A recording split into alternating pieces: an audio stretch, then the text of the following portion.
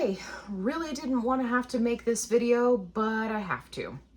So I'm sure that many of you have heard by now about the issues that have come up with Aquita Pharmacy, which for those of you who don't know, is a pharmacy that is associated with Mochi Health, and they have had some violations, and now they are having to cease production until they rectify those violations.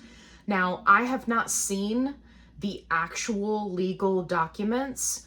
I don't think that they're available yet that specify exactly what's going on.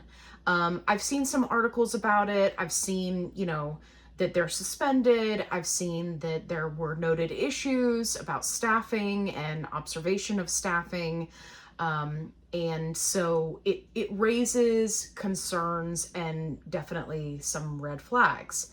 Now, there are a few things that I want to say about this, and I want to be clear that these are just my opinion. I am currently waiting to hear from Mochi on what their official statement is. And once they release that, I will, of course, relay that to you. Currently, I don't have anything official to report. So everything that I'm telling you is just my opinion. People are relating this to what happened with Zappy Health and Oisha, and I just want to differentiate a few things. First and foremost, the debacle that happened with Oisha was that Oisha was not properly licensed to even be making sterile compounds. That's not the issue with Aquita.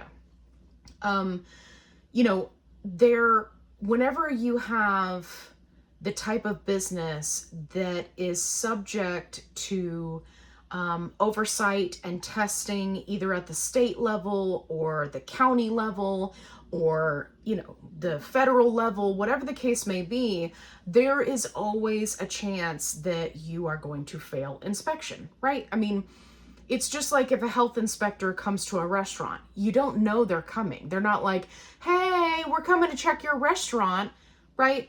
I mean, you hope that things are good and you stay on top of your stuff, but getting violations, right, is part of what happens. Now, is this concerning? Yes. That's why I am going to be very interested to see what Mochi has to say about this. Again, they have not released anything official, so I'm just kind of waiting to hear what they have to say.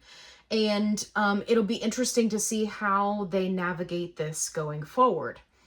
Now, there are going to be a lot of people that panic and they're like, oh my gosh, what am I going to do? Do I need to request a refund? We don't have all of the information yet. So I would encourage you to, just keep an eye on things and see how everything is going. If you are concerned, if you are uncomfortable, if you read the article, right, that's been put out and you're upset about it, I completely understand. I completely understand. And if you want to call customer service and request a refund, that is a decision that you will need to make for yourself. I've already had people message me and ask me if this is something they should do. I can't make that decision for you, right? I am waiting to see what happens. Now, as far as, getting dinged and, having these faults and, getting in trouble for it, the only thing that I will say is that Mochi has been very, very loud, proud, and in your face about how they are not going to have an interruption in service. The owner of the company has done multiple interviews, right? It's all of their ad campaigns. It's all of their affiliates, right? I mean, it's been a strong point that they have been making from the start. And it's not new. They made these same assertions the last time there was a shortage, came off shortage, back on shortage, right? So this is not a new stance for them. But I will say that when you are that forward as a business and you take that stance, it does have the potential of painting a target on you. The powers that be do not want compounding to continue, right?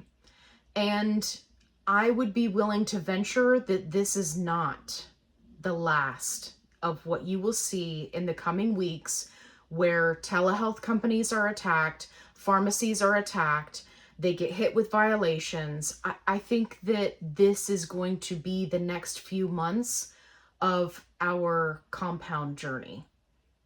I just think that's how it's going to be. I think that the powers that be that do not want compound around are going to make things very difficult and very challenging. And they got big money. It's not just lawsuits. So it's going to be interesting to see how this pans out. And the reason why I'm saying this is because I don't want people to A, panic, and B, I also don't want you to falsely think that if you decide to leave Mochi, which again is your decision, I don't want you to think that going to another company means you're automatically going to be safe, because in my personal opinion, and it's just an opinion, if you are a big company and you want to eliminate your competition, you start with your biggest player. Then you scare all the little guys so that they run and hide. So I'm sure that you're able to read between the lines there.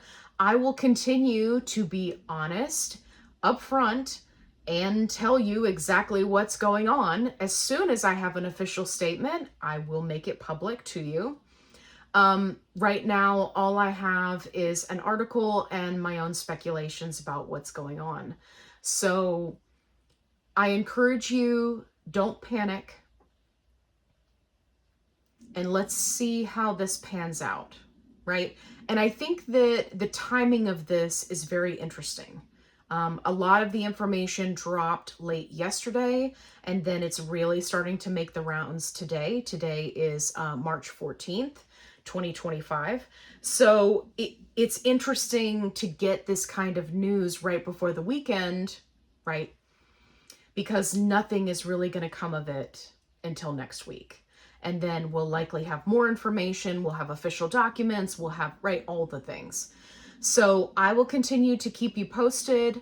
I'm sorry, I know this is not the news that you want to hear, but I told you guys that I was going to be honest and upfront about my entire compound experience.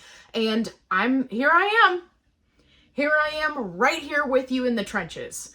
So we'll see how this pans out. I will keep you posted, and yeah, it's going to be a wild ride. All right.